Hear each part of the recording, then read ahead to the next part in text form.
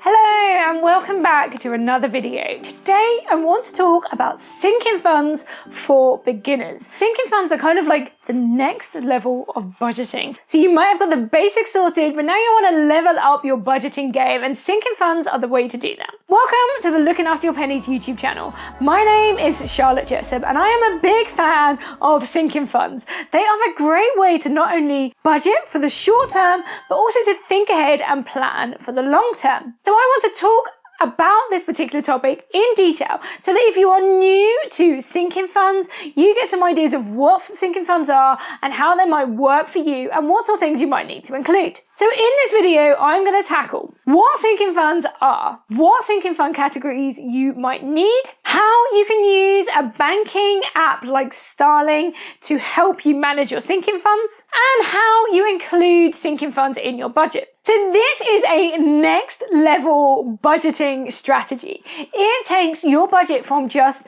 surviving like month to month and takes it up a level and starts thinking about what might happen over the next 6 months to a year, even like a couple of years in advance. I use sinking funds all the time, and it's meant that I don't really have to worry about things like emergencies because I've already planned for them. It means that when things like Christmas come out, I've got the money sitting there waiting. Even things like birthdays are all budgeted for and the money is sitting there waiting for me. So what are sinking funds? So sinking funds are just little pots of money. They might be separate savings accounts, but they are spaces that are dedicated to a particular purpose. Now, this could be annual events. So I mentioned Christmas. So it could be a pot of money that is going towards Christmas and you are paying into that regularly so that when Christmas comes around, you have that money ready to spend on presents, office parties, turkey, whatever other things you'd like to do at Christmas.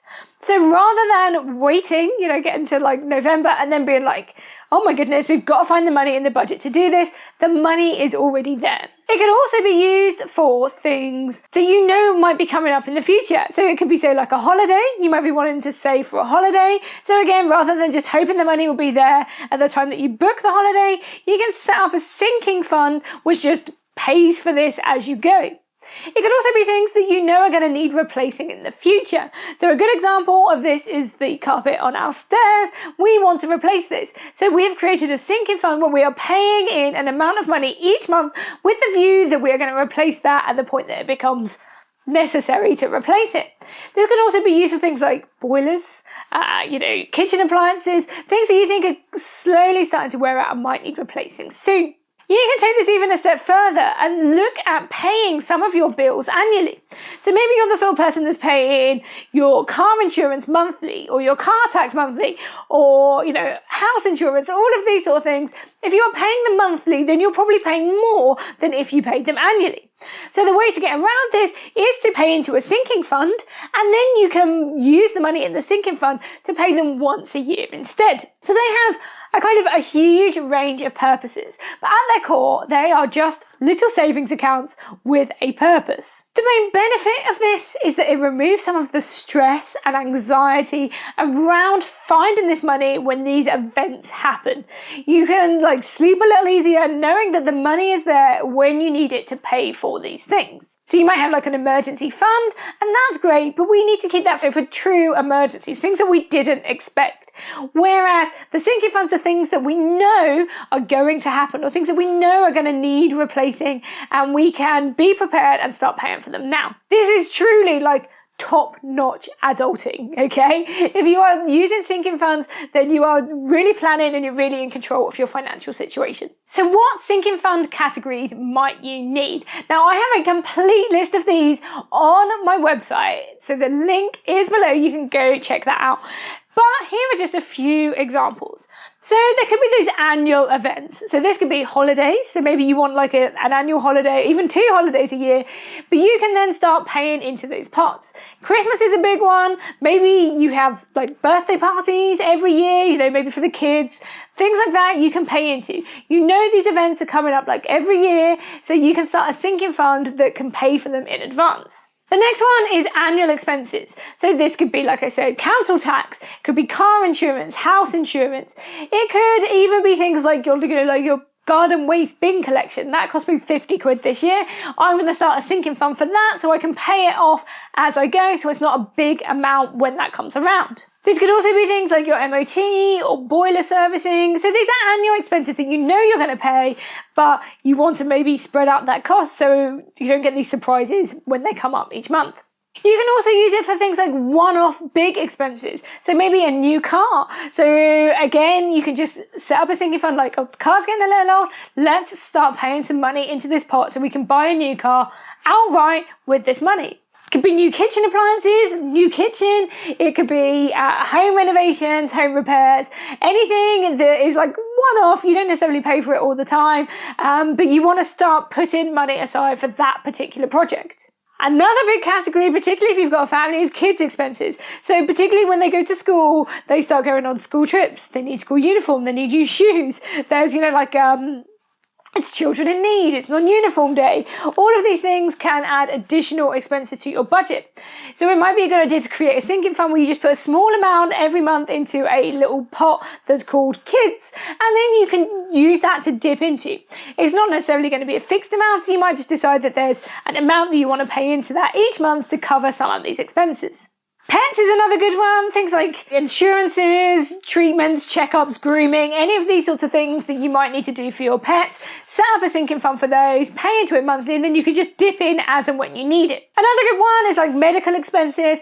Not hugely important here in the UK, but there are still things like prescriptions, dentists, anything else, maybe you're going to see an osteopath or, therapy, things like this that you might want to pay for. So having a little pot that's like medical, again, you pay into it. You're not necessarily saving a big amount to use later on, but it's there so you can dip into it. Some months you might use it more, some months you might use it less, but that money is there and budgeted for. There are going to be lots of other categories based on your personal situation, so make sure you go and check out that list for some inspiration. So what does this look like in practice? So I bank with Starling, and I've got several accounts of them now, both personal and business, but they have a particular feature called Spaces, and this is why I like it. Now, other banks offer this sort of thing too. So Monzo have pots, and you can, even if you're with like a mainstream bank, you can just open like several savings pots, and a lot of them will allow you to rename those pots. I like Starling because they actually know that this is what you want to do with these spaces. So I'm going to show you how you can use this platform. Now, even if you don't want to do your main banking with Starling, it could be an option if you just want to utilize this Spaces feature. You can always transfer money between your main account and Starling just so you can use these features. So here we go. So this is what it looks like inside Starling. So this is a joint account, and this is where I keep most of my spaces. So if you have a look in this bottom corner, you see a button that says Spaces. And here I've got multiple saving spaces. They don't look particularly pretty at the moment, but I'm going to show you how you can jazz them up a bit. So here you can see I've got things like my emergency fund, and I'm saving for things like stocks and shares, ISAs, pensions, junior ISAs. We've got savings, we've got one for house, and we've got one for Christmas. Now it's super easy to make a new space. If I click this button at the bottom here, I can make a new saving space. Now I might decide that I want to save for car, for example. So I'm going to create that goal. I can also then go and add a target amount. So let's say I want to save for a new car. I can then set a target of £2,000, which will keep me on the straight and narrow and let me see my progress. So let me show you an example that I've already got. So I've got this one called Christmas. So we're like 4 months into the year. I save £50 each month towards my Christmas pot, and that gets me £600 for Christmas, which is more than enough for us. Now, as you can see, I've still got a little way to go. I'm only a third of the way there, and we've got that little progress bar. I'm just going to show you that I can change the picture here to make it more festive. So here is a picture of a Christmas tree. There we go. I'm going to add that to my little Christmas fund so that I can make it super easy to see what that pot is for. Whenever I want to add money, I can just press the add money button, type in how much I want. I don't tend to keep a balance in this. I kind of allocate it all out. So I've got nothing to add to that now, but you can have as many of these as you like. And that is what I love about Starling. Like I say, other banks and other apps have this feature too, so have a look around and see if you can find a system that works for you. If you're interested in Starling, I've dropped a link below so you can go and check that out. So how do you budget for sinking funds? So I use my budget spreadsheet. It's available for free. You can check out the link below to get your copy that you can use. It's super simple. I treat my sinking funds as an expense. So just like I would have my phone bill, or I would have my mortgage and that sort of thing, I treat my sinking funds like that. So that money gets all allocated right at the start when I'm doing my budget. Now, so that I know that it's actually a sinking fund and not a bill, and that I actually have to do something, I have to move it about, I might highlight this in a different color.